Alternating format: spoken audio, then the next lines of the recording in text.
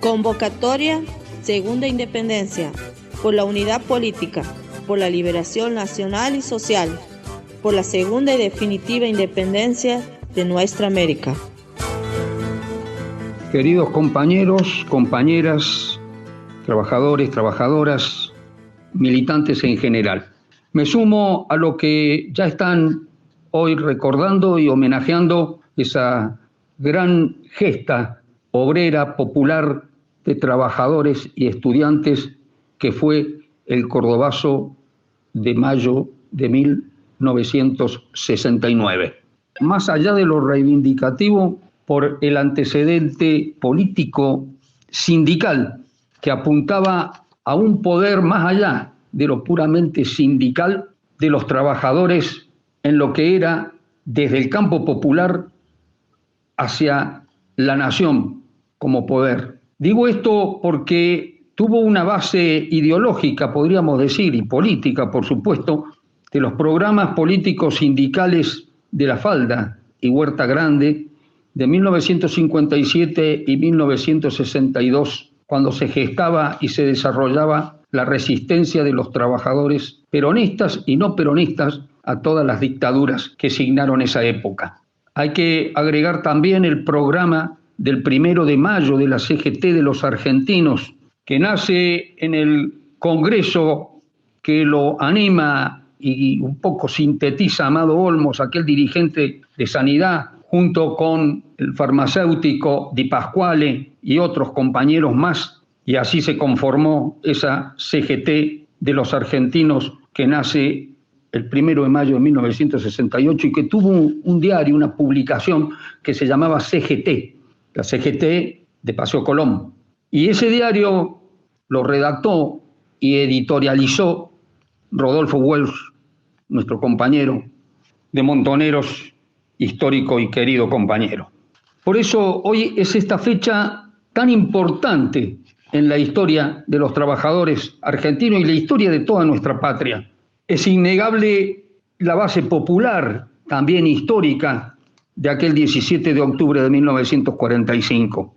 Los disparadores de esta jornada fueron disparadores porque ya la clase trabajadora estaba en camino a la construcción del poder que muchas veces le fue abortado, pero que sigue históricamente embanderando todo lo que es aquello que es la justicia social y las verdaderas reivindicaciones. Como decía, los desencadenantes, los disparadores fueron lo que se llamó en ese entonces, el sábado inglés, las quitas zonales. Las quitas zonales eran una especie de diversificación según la zona en la que estaban insertos los trabajadores. Salarios atrasados, paritarias, que en ese tiempo no se le llamaban paritarias, eran negociaciones con la patronal que no se cumplían. Y la gran represión que la dictadura del general Onganía había llevado adelante, sobre todo con los trabajadores y estudiantes. Tenemos que recordar, como lo están haciendo otros compañeros, lo veo en este homenaje de este día, a Agustín Tosco, a Atilio López, a Elpidio Torres, de Lesmata, de EPEC en Córdoba, o sea, la energía eléctrica, y de UTA, Unión Tranviarios Automotor o Unión Transporte Automotor, que fue el eje de la paralización de toda la provincia en el Cordobazo, que fue el compañero Atilio López, que fuera después vicegobernador con Obregón Cano desde 1973 y que lo tumbó a este gobierno un golpe policial manejado por un coronel. Posteriormente, Atilio López murió acribillado a balazos por las 3A. Vaya, todo nuestro homenaje y gloria a este gran compañero trabajador. Por eso, para nosotros, esta fecha, más que sentida, es de compromiso y casi diría de obligación revolucionaria de continuar ese camino. Así, este dictador Onganía, un año después cae, pero el principio del fin de esta dictadura lo marcó el Cordobazo. Definitivamente cayó tras la ejecución del fusilador Aramburu, justo un año después, el 29 de mayo, que era y sigue siendo el Día del Ejército y para nosotros es el Día de los trabajadores. Indudablemente que en este trayecto electoral, en este contexto electoral, me animo a decir que están metidos quienes tendrían que estar bien del lado de los trabajadores. No sé si se acordarán de recordar más allá de la campaña esta gran gesta que se sucedió en otras grandes movilizaciones y que acá en Mendoza culminó con el Mendozazo de 1972, que finalmente todo este proceso lleva a las elecciones del 11 de marzo de 1973. Pero más allá de todo esto, lo que sí tenemos que retomar es ese camino de lucha, de movilización, como lo hizo el cordobazo ocupando los espacios que legítimamente son del pueblo, las calles, con las barricadas que se hicieron en ese momento, las empresas que se ocuparon.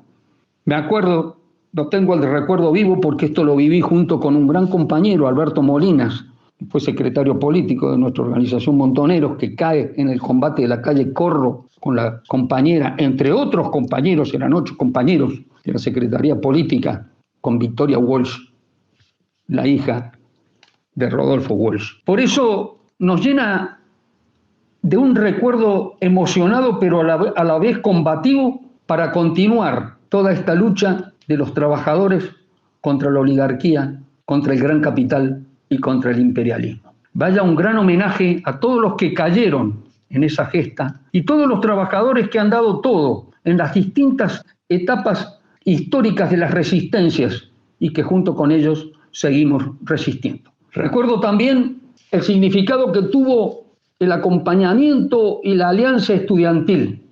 Decíamos en ese tiempo, entre otras consignas, obreros y estudiantes unidos como antes. Y así fue que esas 2 grandes columnas, una de la planta de Fiat, las empresas Concord y Materfer, que venían de la zona de Ferreira, una barriada grande de Córdoba, y los obreros de Santa Isabel, de la ICA Renault, esas 2 grandes columnas se hicieron una sola fuerza para llevar adelante esta gesta, que finalmente, al mediar la tarde de ese 29 de mayo de 1969, entró el ejército a reprimir y a querer barrer las barricadas, pero quedó ese gran fuego encendido. Recuerdo la frase de quien era interventor de Córdoba, un coronel, no, ya era general de división, Sánchez Laos, Eleodoro Sánchez Laos, que por supuesto en su imaginario represivo y lo que significa ser un general de división en esa época, no entendía, frase que acuñó, de que cómo los obreros mejor pagos del país habían osado levantarse contra sus patronales. Justamente, el nivel de conciencia de la clase trabajadora llevó a que sí, no solo los que están peor, sino también los que están mejor, pero supeditados a la clase dominante, tienen la legitimidad de levantarse contra el opresor. Bueno, recordando este día, pero fundamentalmente homenajeando, y el mejor homenaje es continuar esa lucha hasta el poder definitivo de la clase trabajadora y del pueblo. Como nota al pie, quiero destacar que ese día, 29 de mayo, junto con Alberto Molinas, estábamos cursando las últimas materias de medicina. Nos sumamos a la columna que venía por, en ese momento, Boulevard Junín, creo que se llama ahora Boulevard Ilía. Nos sumamos a la columna que venía de Ferreira, de la planta de Fiat de Ferreira, de Materfer y Concord. Materfer es material ferroviario. La cantidad de obreros de esa época se calculaba en la calle alrededor de 10.000, más o menos 5.000 de la planta de Santa Isabel y otros 5.000 de la planta de Ferreira. Quería destacar este hecho porque con el compañero Alberto Molinas hicimos un gran trayecto militante desde los comienzos de la universidad hasta que él cayó abatido en lo que ya mencioné y yo ya estaba detenido en ese tiempo.